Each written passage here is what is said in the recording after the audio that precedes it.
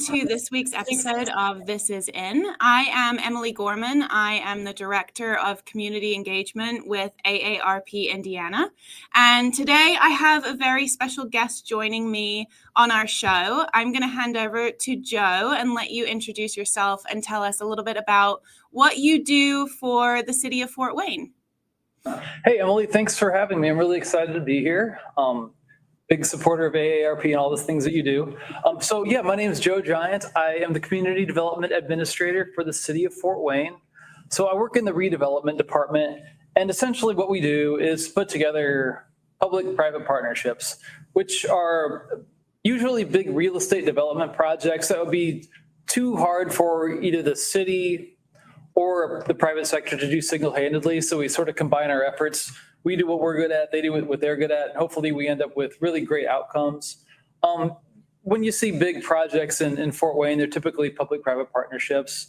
A lot of times what that means is, we'll be either financially involved in a project or involved in the planning, or there'll be some weird utility issue that needs to be resolved or environmental remediation. Essentially, we're the ones that kind of help to remove those barriers so that we can, get projects with, make our community better that would be really hard for the private sector to do alone. So easier way to describe that is to put together real estate development deals and some other interesting projects that kind of come along with that, like the Urban Trail that we're here to talk about today.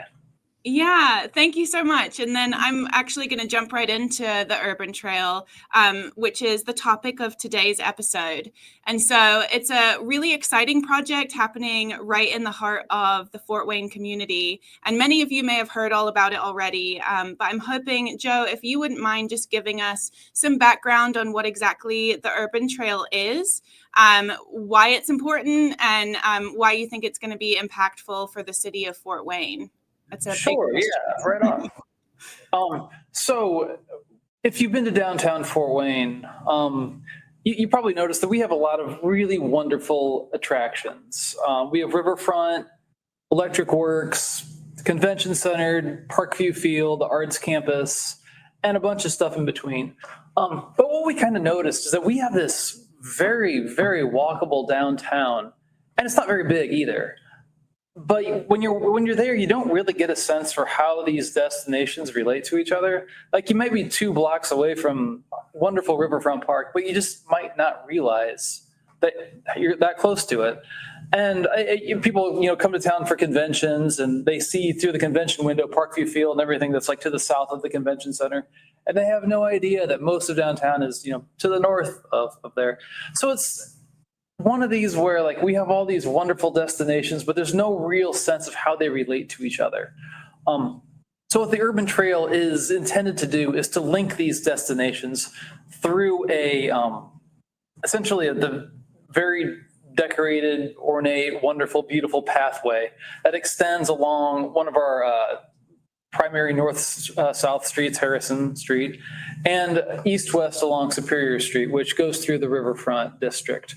And so by doing that, we're able to connect our key destinations in a way that is beautiful, accessible, and it hits a lot of these great spots along the way. So along Harrison Street, it'll connect Riverfront on the north and Grand Wayne Center on the south, but there are so many wonderful shops along the way that suddenly become great locations for new businesses, or the businesses that are there are doing better suddenly.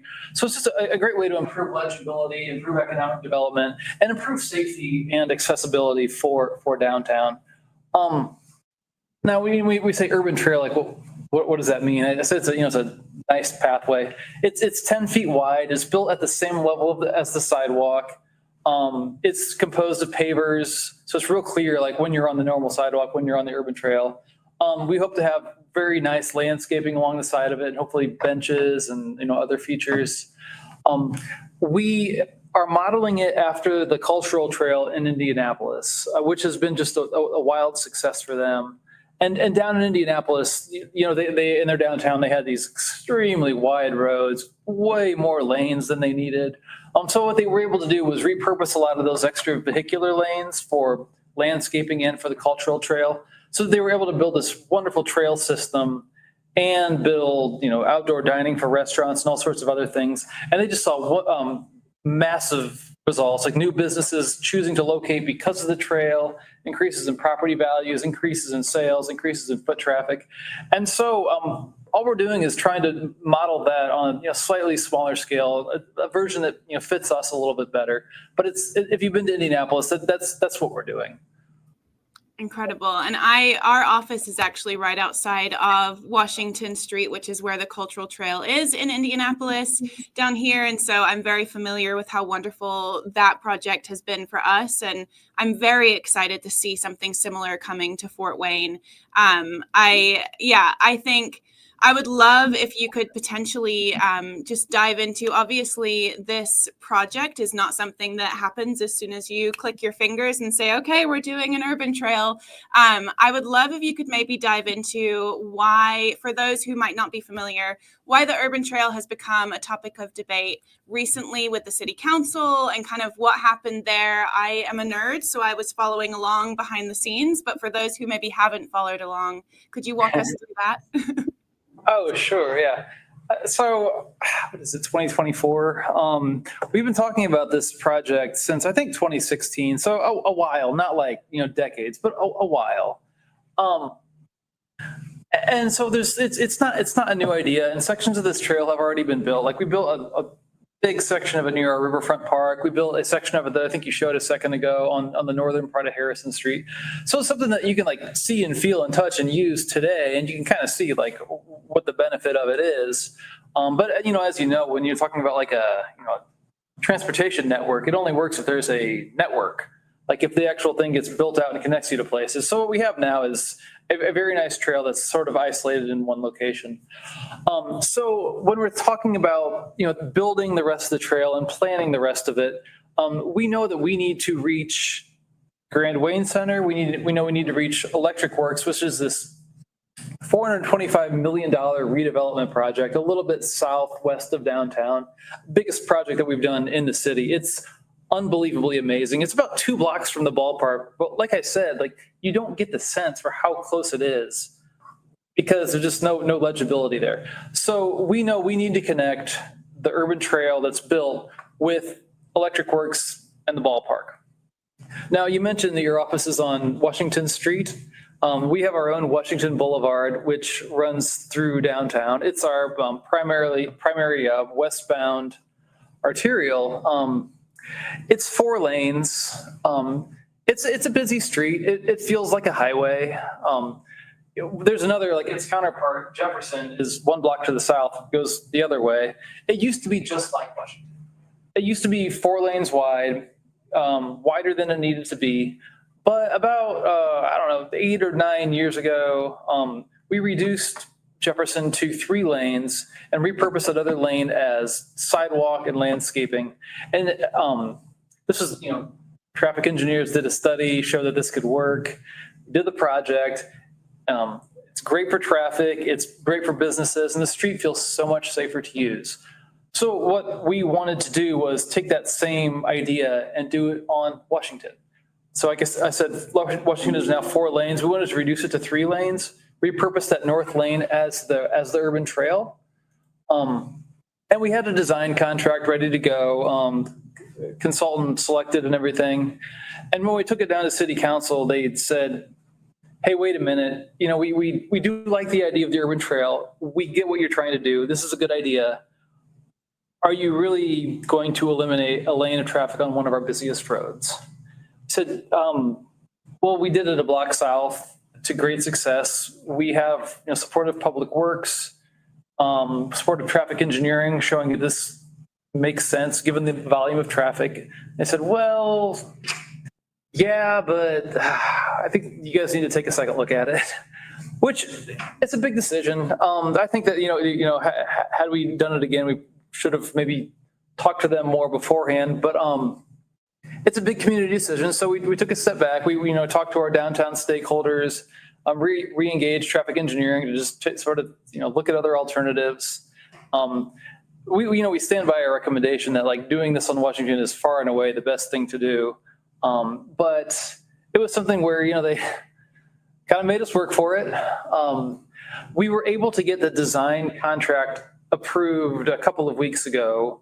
But in doing so, we need to go back to city council and present three alternatives: Washington, the street to the south, Jefferson, and then the street to the north, Wayne Street, and show them why Washington is the clear and best choice, which we feel that it is. We feel like we have an extremely strong case for it, but I think they just need to feel confident when they're explaining to their constituents why we're doing this. Because if you don't study traffic engineering, if you don't nerd out on city planning things, removing a lane of traffic can seem like a really threatening thing.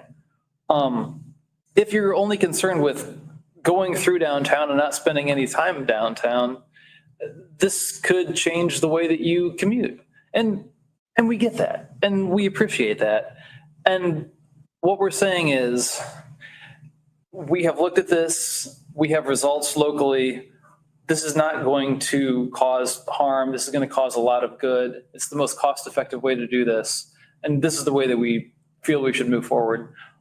So that was kind of the I don't know, long, medium version of what we're dealing with. But I mean, I think we're going to get to a good outcome on it. We just kind of had to do our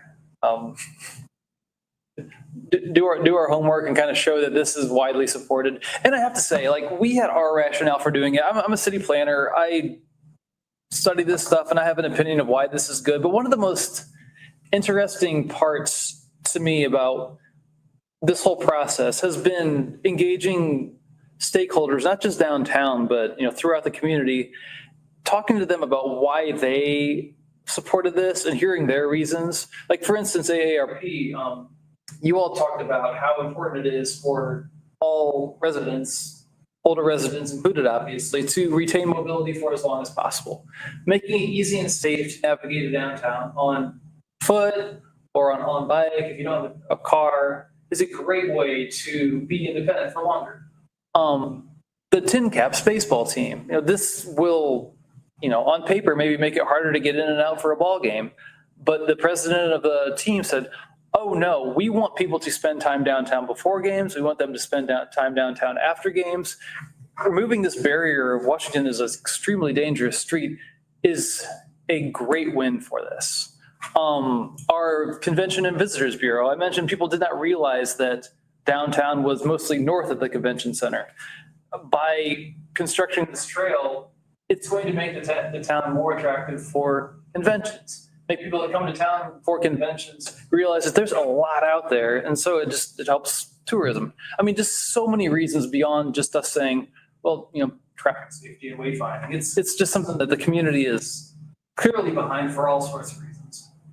Yeah, that's mind-blowing to hear about all the different stakeholders that have shown their support for this as well. I feel like when I really think about the urban trail and all of the impacts it will have downtown, you don't always consider all those different factors when you really think about it. I think what blew me away was hearing Philip LaBrache, the traffic engineer, when he spoke at City Council, talking about how when you lost a lane of traffic on Jefferson, it actually increased traffic flow. Like, traffic was flowing better than with the 4 lanes. And they've studied it. And I thought that was so powerful to hear, that traffic could actually potentially flow better on Washington with a reduced number of lanes. You have to think, like, this really does seem like it's worthwhile and a worthwhile investment. Yeah, definitely. I was not aware of that study, and that was when I read that, I thought, you got this. Yeah. They really made you make your case. And it's traffic engineering. I mean, it's a science, but this gets kind of goofy. But like, it's kind of an art, and that, like, it's not just there's going to be this many people at this time doing this exact same thing. Like, when you make small changes to a transportation system, it affects everybody in slightly different ways. I mean, you think about 20,000 cars using this. That's 20,000 drivers making a decision on where to go, what time to leave. If they know that they're going to hit rush hour traffic, they might leave a little bit earlier or leave a little bit later. If they have some flexibility in their work schedule, they might try to adjust that. It's just that cumulative effect of everyone making their own transportation decisions ends up that when you have a situation where you're removing a lane and potentially decreasing capacity, what happens is like we were talking about like during COVID about flattening the curve. It sort of flattens the curve in that like traffic gets distributed towards before rush hour and after rush hour, so that like you're not having more cars at the same time. You're having same number of cars spread out over a longer time. And what that does is it tends to improve traffic flow.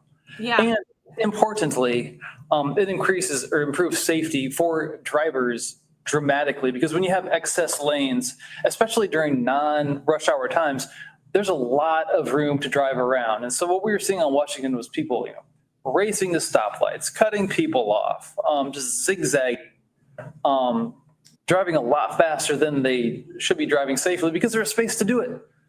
So it was like, yeah, rush hour, that's an important thing. We don't want to cause gridlock, but you got to think about the other 23 hours of, 22 hours of the day when it's not rush hour, look what the conditions are. And if we can make the streets safer during all those times, this is going to have a net positive safety impact too. So yeah, his study I thought was extremely compelling. And I think that like we saw it on Jefferson, and we should be able to see it on Washington. It makes sense to me. Yeah, absolutely. And when you talk about safety, something that AARP has really been working hard on in the Fort Wayne community itself, but also nationwide across the country, is the Complete Streets policy. And we obviously are big proponents of that. But many of the things you just touched on, when you talk about safety for everyone who is using a street, not just a car driver, for pedestrians, for bike riders, for everybody in between.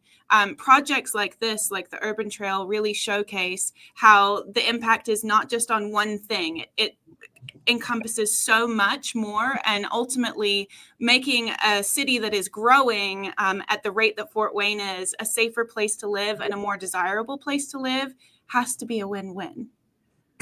Completely agree. And I think about Complete Streets when you're, out in the suburbs on, big arterial trying to pull into a shopping center. Like that's one thing, and that is helpful. Then I think about it applied to a downtown. And I've been a city planner for a long time, and sometimes like those old like adages or kind of pithy things just kind of roll right over me. I don't like hear them anymore. But there's one that like kept coming to mind for this project. It's when you build streets for cars, you get cars. When you build streets for people, you get people.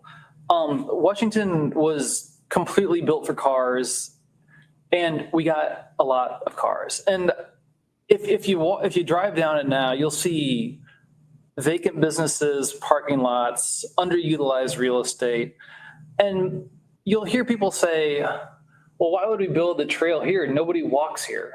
Like, well, yeah, of course they don't. It's a horrible place to walk. You feel like if you see somebody walking on it, you want to pull over and ask if they need help. So applying the Complete Streets policy, whether it's the Urban Trail or just landscaping and more sidewalk, yeah, I mean, there's just so many reasons. I mean, there's economic development, safety, just accessibility, all sorts of things. So yeah, I mean, I think that like when we're talking about downtown and talking about like complete streets, and our focus is like moving as many cars through downtown as fast as possible. We're missing the boat. Like it's like, are we trying to make like downtown something to pass through, or are we trying to make it like a destination that's worth arriving at? And so applying complete streets to downtown is just it feels like a no-brainer. I agree. I couldn't agree more. So to my point I just made, Fort Wayne has been nationally recognized as a desirable place to live, as one of the most affordable places to live, as a place that people want to retire. And so I wondered if you could just touch on, as a planner, what your hopes are for the future of streetscapes and trails and all that kind of planning stuff for Fort Wayne is as we look to the future. Yeah. Right on. Yeah. So I tend to focus a lot of my work downtown just because that's where we see a lot of the public-private partnerships that we work on. But I live in a neighborhood that's, I don't know, about 1.5 miles, 2 miles away from downtown. And I love to commute to work by bike when I can. I also have 3 small kids. And we love to use our trail system. And we would love to be able to, ride with a young bike rider and any other kids in the trailer to downtown.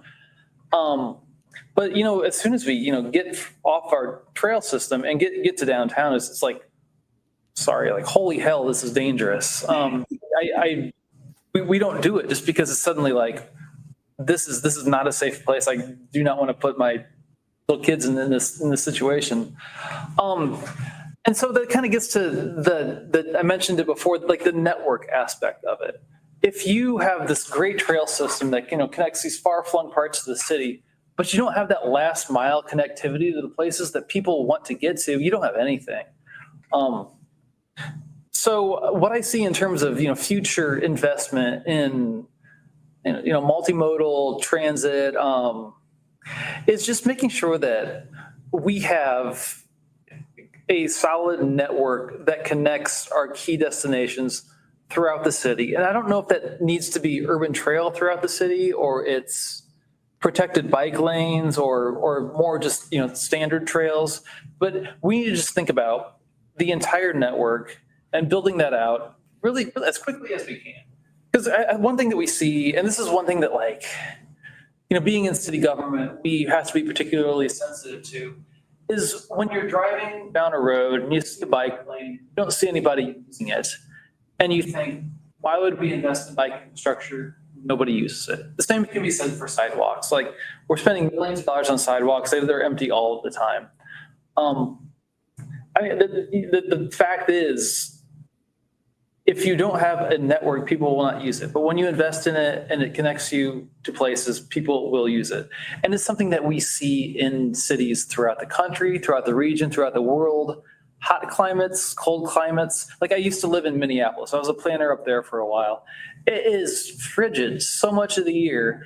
I can tell you every day, coldest month of the year, I'd ride, well, honestly, I was riding the bus, but I would see groups of bikers all bundled up, like at stoplights throughout the city, because there's a great network there. It worked. They plowed the bike lanes. It was wonderful. So just being able to figure out a way to complete our network quickly so that people can see that it gets used, see that people do bike. And it's like one of those, we call it like induced demand. Like, nobody uses it because nobody uses it. Also, as soon as it's there, there's a whole bunch of people that would use it that are now using it. Right. So I think that once you build it, we will start to see solid usage. And once you start to see solid usage, it'll kind of build the case that this kind of investment pays off. And hopefully it just builds a virtuous cycle that we're able to continue to invest and invest and invest in it. So before long, we have a like I said, a compact downtown. We have a lot of great neighborhoods.